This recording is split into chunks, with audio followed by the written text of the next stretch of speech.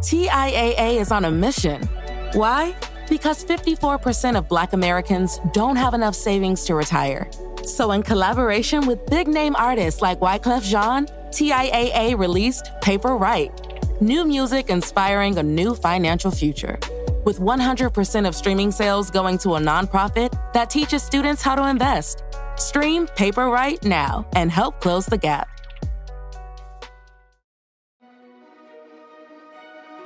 Another sign, too, that I see a ton is just these people start making more mistakes at work, or they're forgetful. When you're burned out and you're stressed and you're also not sleeping well, you get into this mental fog. Hi, and welcome to Deep Leadership. I'm your host, John Rennie. Well, I hope all is well with you today. It is a hot and humid day here in North Carolina, and this episode is brought to you by our sponsors, Ignite Management Services and Liberty Strength. These sponsors help me bring these shows to you each and every week, so I encourage you to click on their links below and check them out. Also, I want to encourage you to join us on our growing YouTube channel. Search for Deep Leadership on YouTube for videos of all my interviews and exclusive content. Well, that is it. Today we're going to be talking about how to avoid burnout. Now, burnout is a form of exhaustion caused by constantly feeling swamped. It's a result of excessive and prolonged emotional, physical, and mental stress. Burnout happens when you're overwhelmed, emotionally drained, and unable to keep up with life's relentless demands. And my guest today is Michael D. Levitt. He wrote the book on how to become burnout proof. So if you're feeling overwhelmed and stressed, this is your episode. So are you ready to dive in? Let's get started.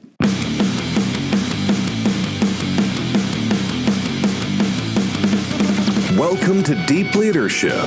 Leadership is a people business. That's the philosophy of your podcast host, John Rennie. As a former Cold War submarine officer who spent 20 plus years leading businesses in corporate America before starting his own manufacturing business, he knows that leadership matters. Are you ready for some real-world actionable advice from John as well as his expert guests? I'm ready. The show starts right now. Welcome to the Deep Leadership Podcast. Today I'm joined by Michael D. Levitt. Michael is the founder and chief burnout officer of the Breakfast Leadership Network, a San Diego and Toronto-based burnout consulting firm. He is a keynote speaker focusing on the Great Resignation, quiet quitting, and burnout. He is the host of the Breakfast Leadership Show, a certified NLP and CBT therapist, and a Fortune 500 consultant. Michael is the author of Burnout Proof, How to Establish Boundaries to Avoid the Negativity of Stress. And I'm excited to have him on the show to learn how to become burnout proof. So Michael, welcome to the show. Great to be with you today. Yeah, it's good to meet you. This is a subject we haven't covered, and I'm excited to talk about it because it seems like it's more prevalent because as we talked about before we press record, the world is changing very quickly, and it's hard to keep up sometimes, and it can be very stressful. So I'm excited about talking about the subject of burnout. But before we get started, tell us what you do at the Breakfast Leadership Network. All kinds of fun stuff, but primarily the organization works with organizations and individuals on burnout recovery. I wish it was prevention, but much like medical care, you usually only go to the doctor when you're not feeling well. But a lot of work on burnout recovery, and then obviously, most importantly, how to prevent it from happening again. Also work with organizations on workplace culture, retention, hiring the right people, and turning organizations around. It's work that I've done professionally, for quite a long time, and back in 2016, launched the business and started writing books and podcast show and speaking and coaching, consulting. It's been a wild ride, and it just still amazes me that this all came from an idea and my own personal journey with burnout, and it launched a fully fledged business. So it's been quite the ride. That's outstanding. And as I talk to many people on this show, everybody kind of gets into their field and expertise in interesting ways. And it sounds like you had a personal experience that led you down this pathway. Definitely. Yeah. Back in 2009, I had my own burnout journey, and just to keep track of time and whatnot, I'll kind of give you a real concise version of what happened. I was a healthcare executive, and I wasn't taking care of myself, and I was burning out and burning the candle at three ends, as I like to say, and it all came to a crashing halt in May of 2009, and over a period of a year, or 369 days to be exact, the following happened to me. I had a heart attack at age 40 that should have killed me. And then 17 weeks later, during the Great Recession, I lost my job because they didn't want to have me around anymore. So it took me months to find a new job. Finally did. Ended up relocating to Toronto. And shortly after relocating and commuting back to the Windsor, Ontario area across the border from Detroit, while I was working and the family was still down in Windsor, I got a phone call from my oldest daughter, who was 10 at the time, and she said that the bank had come and repossessed our family vehicle. Because when you are on unemployment for a long time and you're not getting a whole lot of money, and you're also taking heart medication that costs $1,000 a month without any drug insurance coverage, you have to make choices on what bills you pay. And, thankfully our creditors, had worked with us for quite a long time. We kept them up to speed on things. But if you remember, it was a Great Recession. There was a lot of people going through similar challenges. So the banks exercised their right to take their asset back, and not mad with them. Still bank with that bank today. So I'm not upset. I didn't make the payments. They took the vehicle. There's nothing wrong with that. I know other people might have a different approach on that, but for me, I never blamed anybody but me on all those situations. And then finally, after moving the family up to Toronto, we were getting ready to sell our house.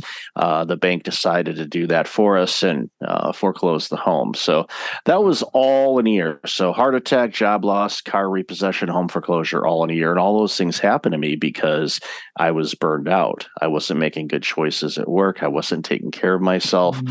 Just, overwhelmed with everything in life. And after all those things happened, I had a choice. One, I could have said, hey, wow, I'm Superman. I survived all those things. I could just continue living my life the way that I did before. No problem. Look how resilient I am. But I realized, actually, that's not the best way to approach it. So I, basically took a very, I don't say long journey, but it took me a few years, a journey to rediscover who I am, what I'm about, what I wanted to do. And I needed to reinvent how I live life. I always warn people at this point that 99.9% of people that are burned out or are burning out do not need to reinvent their life. I don't want to scare people thinking, oh no, I don't want to be different. Most people just need to make a couple adjustments here and there in their life. And when they do that, it will have a positive ripple effect on other aspects of their life, which will reduce their stress, which of course ends up becoming burnout. But for me, I had to. And then I reinvented myself and went back into healthcare. My parents wanted to have me committed. They're like, are you crazy? You're going back into the field that nearly killed you? And I said, I'm going to go about it differently. And I did. Because I did the work and was successful, grew clinics, was on boards of directors, making health decisions for communities and whatnot. And then I started noticing my peers were burning out. And I thought, okay, I got to do something about this because I've got some knowledge about what burnout can do. And I don't want to see anybody ever go through that. So I started talking with people and they're like, you know what, I'm just going to work through it, which is usually the mentality. I'll just work through it. It'll get better. Yeah. It doesn't get better. It doesn't. You're just prolonging the inevitable and maybe running into your own year of worst case scenarios. So I thought, well, let me start doing some research on burnout. And this was in 2014. And I was like, whoa, this is bad. This is 2014. So I said, I'm going to start writing about my story a little bit. I didn't write my story, but I was writing about burnout. Here's this and this. And that, spun off into an opportunity to, launch a business on the side and do a little bit of consulting here and there and writing, and then launch the podcast, and then decided to write a book about my story, 369 days. And that was my first published book, and went on speaking tours, and then decided I needed to write a book about what I'd experienced in working with people and teams on burnout that was different than mine, because my perspective of burnout and my experience was, obviously pretty severe. In other cases, not so much. So I wanted to start gathering all of that based on all the research that I've done, and that's why I decided to launch Burnout Proof. And it was about ready to launch, and then this little thing called COVID-19 pandemic happened. Yes. So I thought, let's put a hold on this book for a little bit, because I want to see what's going on with this. And then as we talked about in the pre-show, how the burnout numbers started to increase, I'm like, oh no, that's not good. So I went back and I added a chapter on COVID-19 and burnout and whatnot. And it's, we still see the numbers, and it's still there. It's still out there. For some people, it's getting worse because stressful situations, and that's what burnout is. The World Health Organization, we've heard from them over the last few years, haven't we? Prior to all the fun that we've been dealing with over these past 3+ years, they actually issued what they call an ICD, which is a disease code for burnout. They didn't classify it as a disease, though. They classified it as a workplace phenomenon. And basically, they've defined burnout as prolonged stress that's unaddressed. And I throw in when you're mentally, physically, spiritually, everything drained, and you're just overwhelmed with life, and you can't accomplish the things you want to accomplish, which is the kind of the basic definition of burnout. But we can go into the signs and how to prevent it and all that kind of stuff. So that's a long-winded answer to why I got into the work that I'm doing. Yeah. No, and again, I think it's, I think, to be honest, you want to learn from people that have had those experiences, right? I mean, I think, again, I think that the books that are most successful in leadership community are people that actually experience something, and they want to teach a lesson through that. And I think, we've had a lot of authors on the show where they've had their personal journey has taught them lessons, right? Like cautionary tales to make sure that others don't fall into that same trap or have those same problems. So yeah, that's the kind of book that we need to be reading as leaders, so we understand, like, let's learn from someone who went through this so that we don't have to kind of deal with some of these same challenges ourselves. So, exactly. You can learn from experience, or you can learn from others. And I think when it comes to burnout, I prefer to learn from others than deal with it myself, for sure. So don't blame you. Yeah. So your latest book is called Burnout Proof: How to Establish Boundaries to Avoid the Negativity of Stress. You mentioned the definition of burnout, so prolonged stress. What does it look like? Is there common signs for people that are going through this burnout? So what does it look like when people are approaching or in this stage of burnout? Yeah, there's usually 4 or 5 things that I tend to see in people that are burning out. Number one is, what's their sleep been like? Now, some people, are chronically bad sleepers, so that may not be a good sign for somebody if they've never slept well. But the problem with not getting good sleep is we do so much damage to ourselves on a daily basis. And I don't care if you eat the healthiest foods, you get all your exercise in, you have 0.0% body fat, you are, blood work is perfect. Your doctor's like, you're the poster child of a patient. Great. But we still get stress in our lives. There's the air we breathe, the food we eat, the information that we consume. All takes a toll on us. Relationships, arguments, discussions, frustrations, all of those things kind of pile up during the day unless you're really good at deflecting them or working through them and sending them on their way. But most of us, unfortunately, aren't that good at that. So what happens is when we're tossing and turning and we're not getting good sleep, all that stressful damage that we've been faced with today, our body doesn't repair it. So what happens is today's stress gets piled on to tomorrow's stress. And if it gets prolonged, well, then that's what happens with people that burn out, is it's just prolonged stress that's not addressed. And, some people can navigate these stressful situations better than others. But sometimes it's this little bit of stress that just permeates and just kind of sticks around and just starts building up over time. People say, how long does it take to burn out? It really depends on the individual.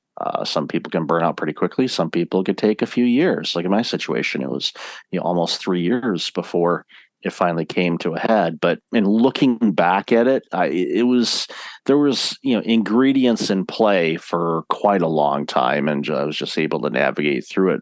But it all stopped in that wonderful spring of 2009.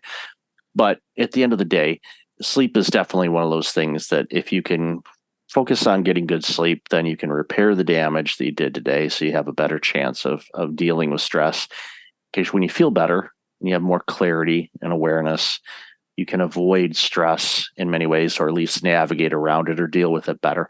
Another sign that is a big red flag for a lot of people is you're not motivated to do things anymore. Now, I'm not just talking about work. I'm talking about things you actually like doing. As I mentioned, I was in Windsor across the border from Detroit. I was a season ticket holder for the Detroit Tigers at that time. And that's when the Tigers were good. They had gone to the World Series 3 years before. They were competing. There were always a good chance for them to at least make the playoffs. So they were a really decent team. It's always a sellout at the stadium. So it was a fun time. And when you're a season ticket holder, that means your tickets are paid for, your beer vouchers paid for, your food vouchers paid for, your parking is paid for. You just got to show up. Bring your driver's license. That's the only thing you need. You don't need any cash or money because you've got the vouchers and the tickets. I quit going. And I love baseball. It's been my favorite sport forever. My first career as an accountant was because of Topps baseball cards, because I figured out how to calculate the stats on the back of a card pack back in 1977 to date myself.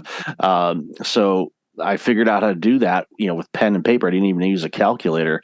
And I was like, oh, this is cool. So my first career was because of the back of baseball cards. Crazier things have happened. But for me, I quit going because I wasn't motivated. And I was like, I'm working too much. I don't want to do it. So if you've got friends or family that normally go out and do things, like, no, work's been too busy, I don't feel like doing it. If it's a one-off, okay. But if it's stopping from happening all the time, then that's definitely a warning sign. Another sign, too, that I see a ton is just these people start making more mistakes at work, or they're forgetful. When you're burned out and you're stressed and you're also not sleeping well, you get into this mental fog. And when you have that, you have a lack of clarity. You have attention span that isn't good. You also will miss things. You could be looking at a spreadsheet, for example, and you're trying to find the error and you can't see it, but a colleague comes over and they see it as if it's highlighted in neon yellow and it's 10 sizes bigger font. Okay, there's your error, but you've looked at it for the last 2 hours and you can't find it. They come here 5 seconds. It's right there. And that's another warning sign when you're not seeing things well. And then another big one tends to happen is if you see the demeanor of your colleagues or friends or loved ones change, if they're a little bit more short-fused or irritated. Now we're seeing a lot of that already out in the world when we go to the grocery store or road rage or anything else. I've noticed it. A lot of people I talk to have noticed it too. It just seems like people are a bit more short-tempered than they were before, which again is disappointing because when we were all told that we couldn't go out and play with each other for a while, when we actually had that opportunity to do that again, I was hoping that people would be a little bit more happier and jovial, but that has not been the case, and it's unfortunate. It's really concerning to me from a variety of reasons, because when people aren't happy and they're not feeling well, and they go to work, nothing personal against them, but they're not putting in the best effort that they can, which means the products and services that you and I consume aren't as good as they could be, and that robs all of us when we're not getting the best that we could get, when people aren't being able to be their best because of being burned out. We'll be right back after a quick word from our sponsors. Leadership skills are like any other skills. You need to practice them to get better at them. Best-selling leadership author John S. Rennie knows this. That's why he's written a new book called You Have the Watch. It's a guided journal for leaders designed to take you through an entire year of leadership training. By the end of the year, you will master 50 of the most important leadership skills. If you want to have a greater impact on the results and people in your organization, go to youhavethewatch.com and pick up your copy today. This episode is brought to you by Ignite Management Services. Ignite is led by Mike Watson, who you might remember from episode 137. Mike and his team believe that everything starts with leadership, whether it's strategy execution or cultural transformation. It's the role of the leader to create the conditions for their people to succeed. The team at Ignite can help you develop critical habits to enhance your leadership capability and transform your business. Ignite Management is now offering the Resilient Leadership Assessment Tool. This is an online questionnaire designed to assess and guide leadership development, coaching, and team building. It provides leaders an opportunity to gain insights into their leadership strengths and development needs. After taking this assessment, you will receive a custom, detailed report that provides practical and actionable recommendations to enhance your effectiveness. I have taken this assessment myself and found it to be extremely valuable in helping me make changes to my leadership approach. Right now, Ignite is offering 15% off the price of this tool to the deep leadership audience. Go to ignitemanagement.ca and enter the code START15 at checkout to get started today. This episode is brought to you by Jeremy Clevenger at Liberty Strength.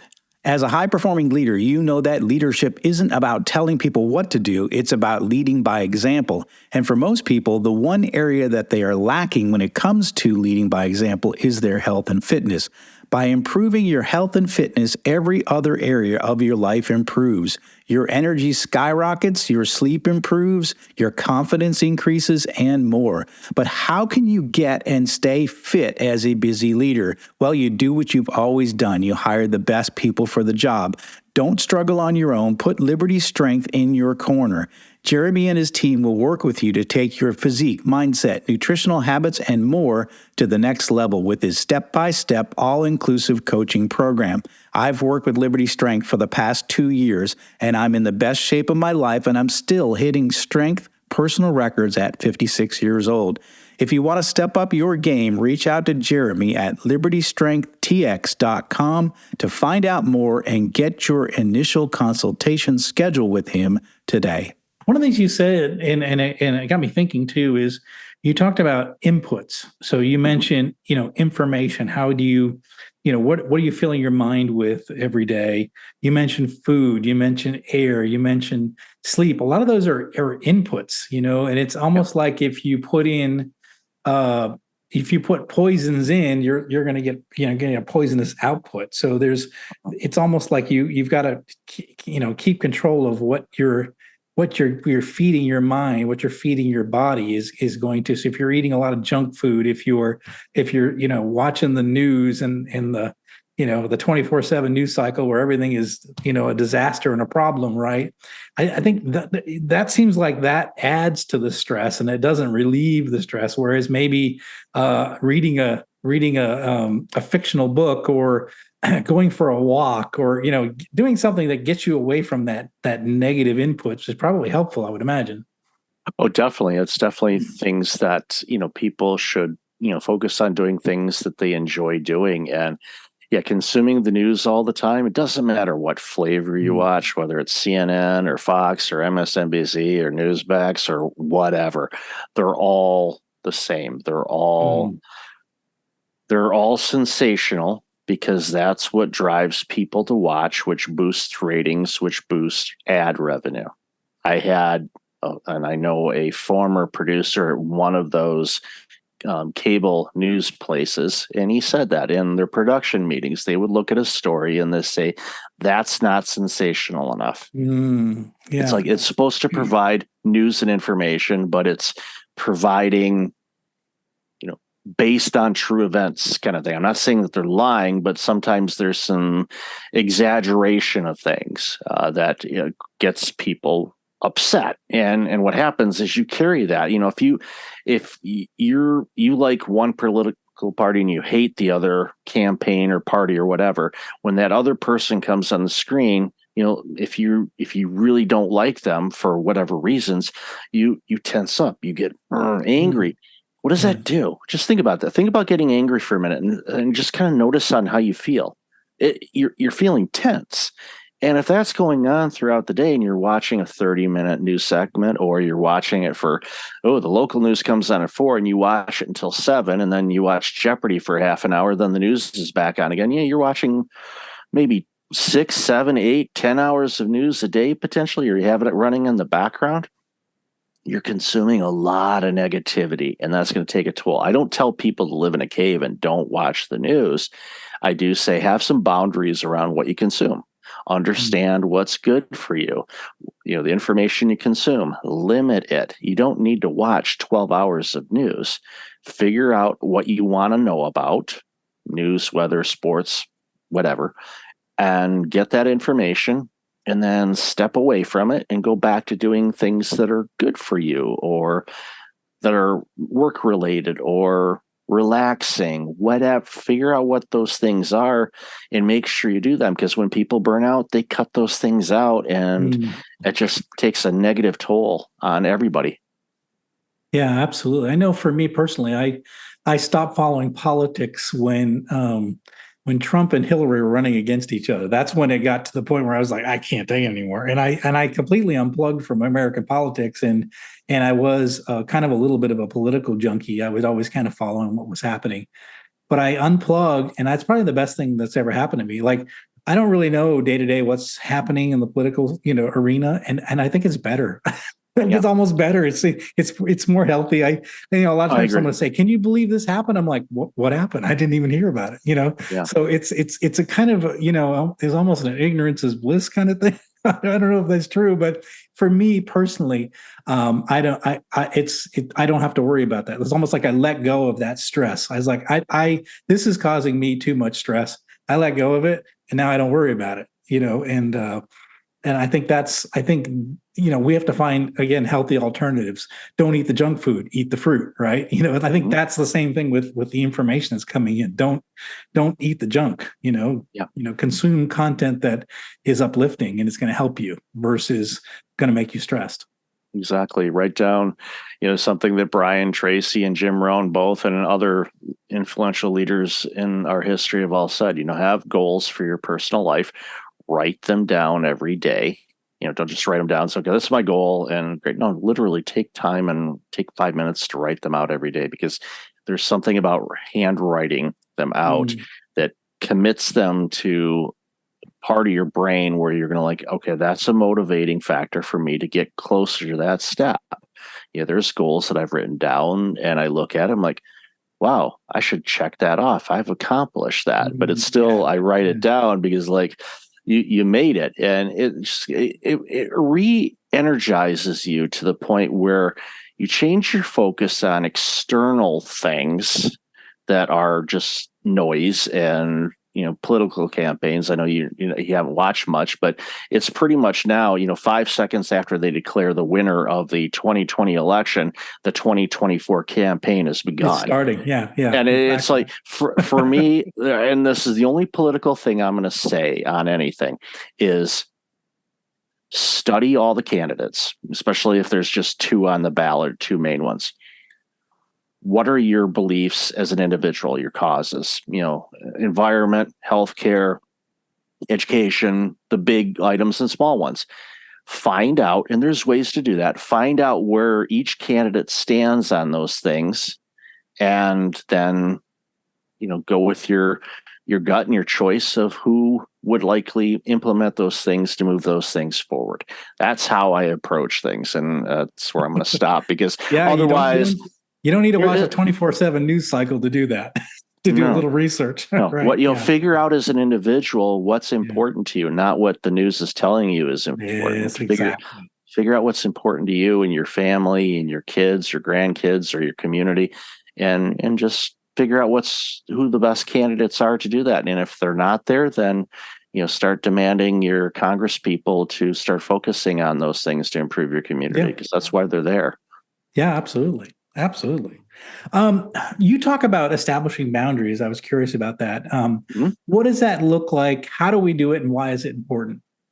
It's so important to establish boundaries because we have to protect ourselves. And I'm a reformed people pleaser. I identify as that. And there's a great book that came out in 2000 called Disease to Please by Dr. Harriet Breaker. I highly recommend that book. She's since passed away, so hopefully the family gets royalties, but it's a great book. And there's a 21-day exercise at the end of it. And when I read it, I kind of had an idea of what type of people pleaser I was. But when I read the book, I recognized I was different than that. And it was a very self-convicting book for me, but in a good way, because it brought to light why I did things and why I would bend over backwards and just completely violate my own self-care and my own boundaries to help somebody out. And I inherited that trait from my parents. And even, the last time my mom went above and beyond and did something, to her detriment,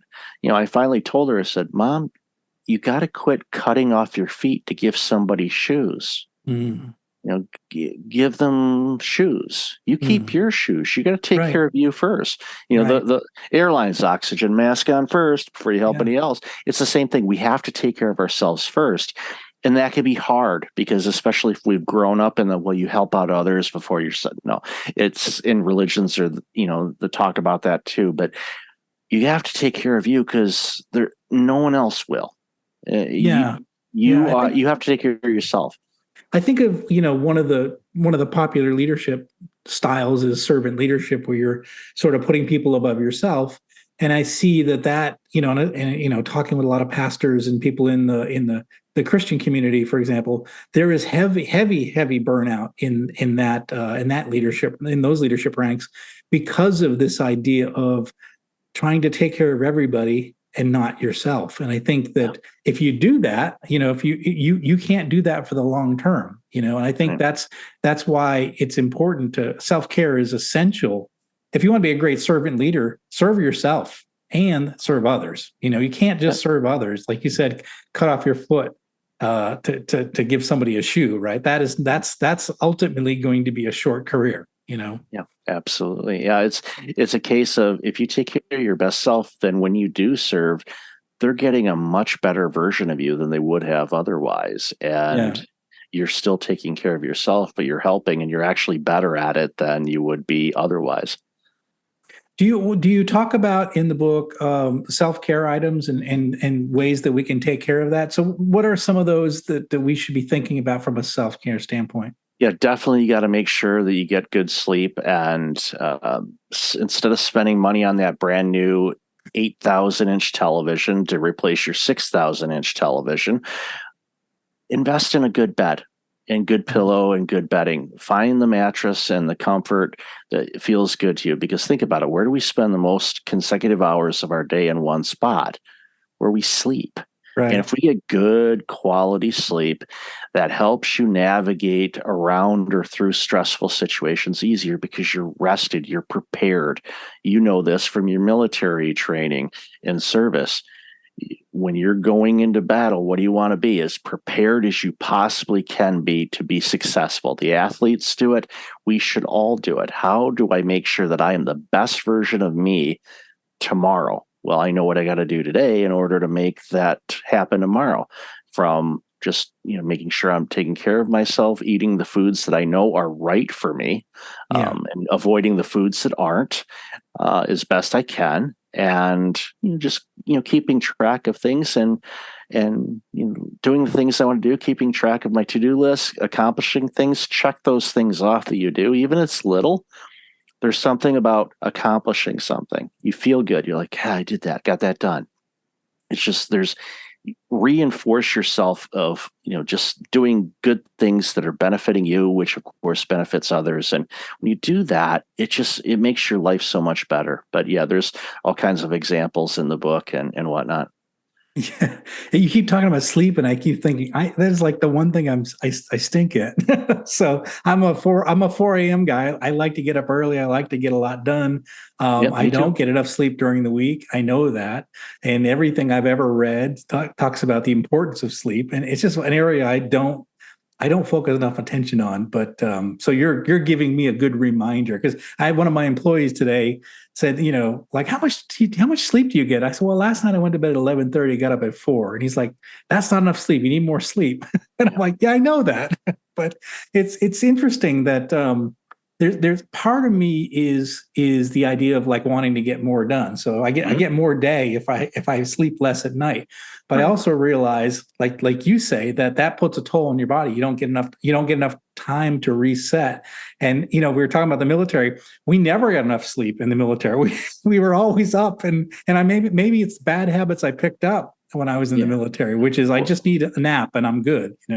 Yeah, well, when I see all the movies and TV shows of military things and that, and they're showing the barracks and where the military personnel are sleeping. It's like they don't sleep. Why they don't get issued beds? What's that all about? It's like find a corner. Use your helmet.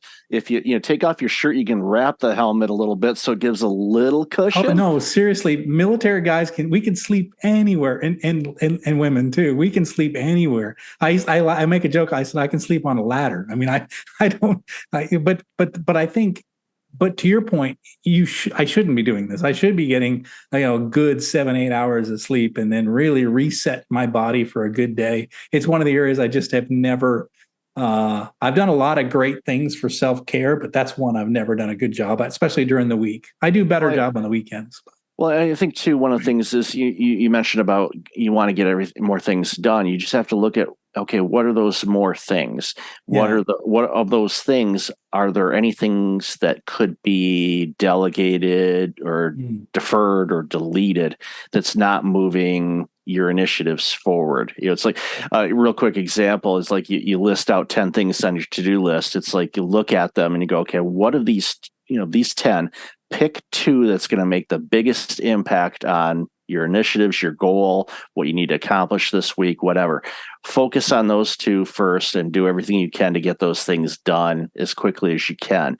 Then that way, it's like the 80-20 rule. It's like 80% of your impact is going to be done by the 20% of what you do. So you just like, okay, I'm going to pick on a couple of those things and hammer those home. And then the other things, they may still be important, or you may go, you know what, I don't need to do those right now, or I can do those later. And it's an ongoing daily exercise to do that, but that may help with the needing to get so much done. I'm an early riser too, so 4 a.m. is not a foreign time for me either. But I do turn in later, but not. It depends. I usually try to be consistent with my wake up and my going to bed time, but sometimes there's things that come up, or I'm like, I'm not sleepy. Well, I'm not going to lay in bed because all that's going to do is just toss and turn and not do that. So I might as well be productive or do something to unwind.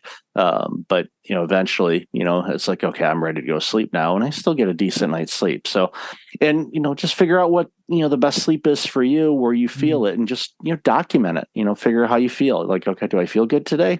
No. Okay. All right. What did I eat? How much sleep did I get? And you just you tweak it and adjust it.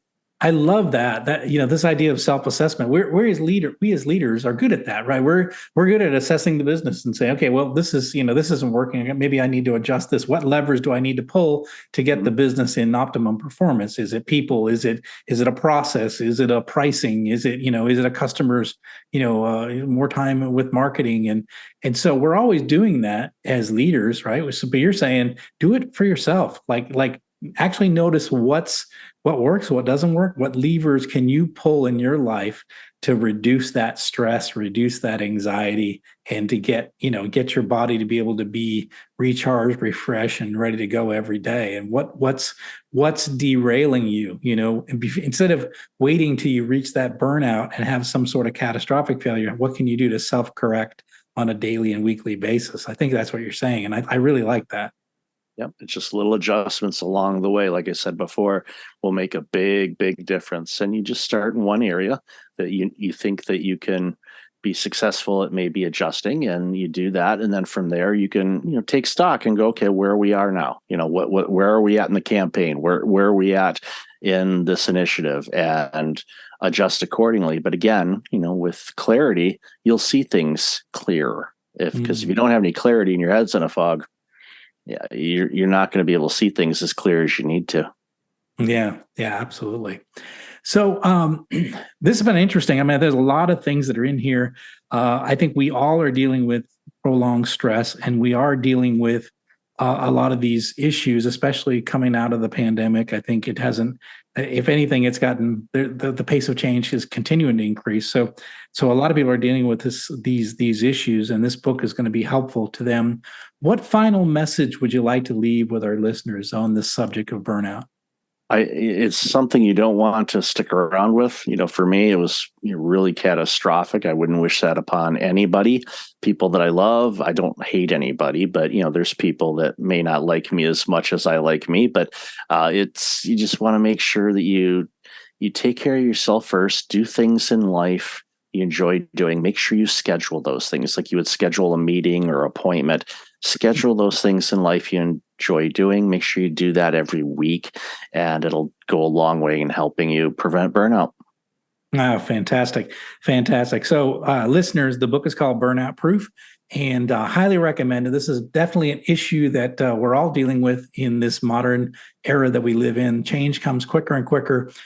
You got to make sure you take care of yourself. Otherwise, you're going to fall victim of burnout, and burnout can be, as you said, catastrophic. And we don't want that to happen in our lives because we can't be the best we can be for our organizations if we're burnt out. So I think it's an important message. I really like what you've talked about, this idea of taking care of yourself, taking care of those inputs, making sure you're getting your sleep, make sure you're eating right, make sure you're not filling your head full of nasty information that you just can't sleep because you're thinking about. So these things are really essential in becoming the best that we can be as leaders. Michael, how can our listeners find out more about you, your services, and this new book? The best way to find me is go to breakfastleadership.com. There's all kinds of links at the top and resources for my blog, podcast, online courses, things like that. For your listening audience, if you go to breakfastleadership.com/burnout book, so burnout book, all one word, you can get a free PDF copy of Burnout Proof. And it's a quick read. It's less than 100 pages. That's intentional, because if you're burned out, are you going to read a Tim Ferriss 600-page book? Probably not. Don't try to carry one of those in a backpack, by the way, because you'll need a chiropractor afterwards. That is one thick book, that Tool of Titans book. My goodness, is that thing huge. Takes up half a bookshelf, but it's a good book. But don't consume it all at once. It's impossible to, but it's a great book. But yeah, mine is much, much thinner than that and easy to fit in, maybe even a coat pocket if you want to. But yeah, just go to breakfastleadership.com/burnout book and just enter your name and email and mother's maiden. No, I'm kidding. Don't put your mother's maiden name. I don't need to know that. Yeah, no, yeah. And one time in your social, no, don't put any of that stuff in there. Just name, email. If you want to type me a message in there, you can, or you can say you found out about it on this show. We'll get a copy to you right away. And then love to chat with anybody that is challenged with burnout, or if they think somebody they know is burned out, more than happy to have a conversation with them. Fantastic. And again, you just heard that. You got a free resource. If you go to that link, it's on the show notes below. Click on that link, you get a free PDF, and you get a chance to connect with Michael, and you can deal with whatever's you're stressing you out right now. And you want to talk to the expert on burnout, Michael's your man. He can help you through that. So I highly encourage you to check him out, check out his links on his website, and check out his podcast as well. Again, it's another source for leaders to get more information. This stuff is free, and you should be utilizing as much of it as you can to become the best leader you can be. So, Michael, I really appreciate you coming on the show. Really appreciate your personal perspective on this important subject. So thanks for coming on the show, and thanks for sharing all this information. Thank you for having me. Well, that's it for today. Thank you for listening to Deep Leadership. If you like this podcast, please subscribe and share so we can continue to build a world with better bosses. Until next time, this is John Rennie saying take care and lead well.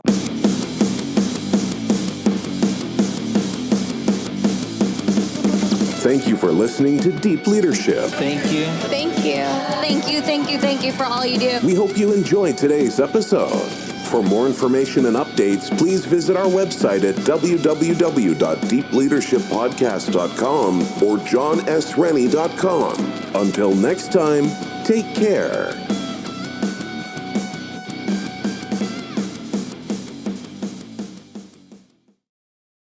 Welcome to the Reverie channel, where entertainment knows no bounds. Live concerts, on-demand music, documentaries, and short films, all in stunning HD. Now on Roku TV, Apple TV, and Amazon Fire. Immerse yourself from home. And on Android and iOS for those on the move. Support creators with crowdfunding donations. Fuel their creativity. Join us in shaping entertainment's future. The Reverie Channel, where every view, every donation matters. Step inside the marketing mirror to uncover marketing secrets, discover gems, tactics, lessons, and campaigns you can use, next gen or fundamentals. Grab the marketing magic to improve your marketing and win more business.